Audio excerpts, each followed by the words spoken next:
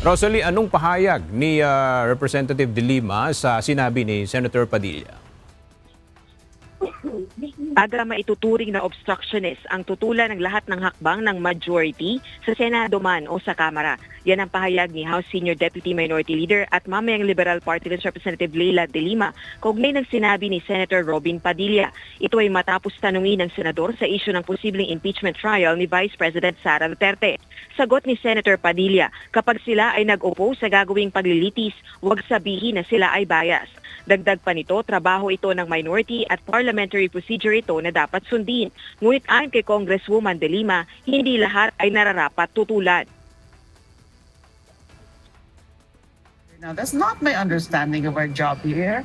Yes, we fiscalize, we opposed yung mga sa tingin namin hindi mga magandang polisiya, hindi mga magandang legislative measures, but we're not supposed to be an obstructionist. Pag gano'n na lahat na lang i-oppose ng minority, you're no longer a genuine minority.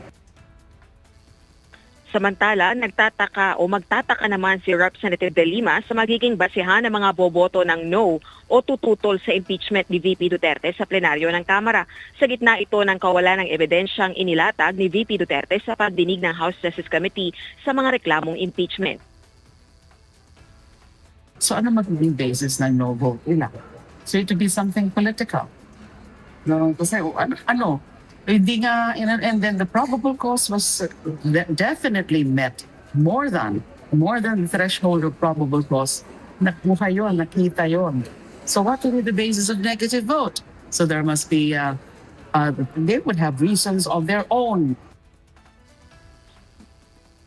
Sa susunod na linggo, inaasahang matatalakay na at mapagbobotohan sa plenaryo ng Kamara ang resolusyong articles of impeachment laban kay VP Duterte. Balik sa iyo, Ella. Maraming salamat, Rosalie Coz.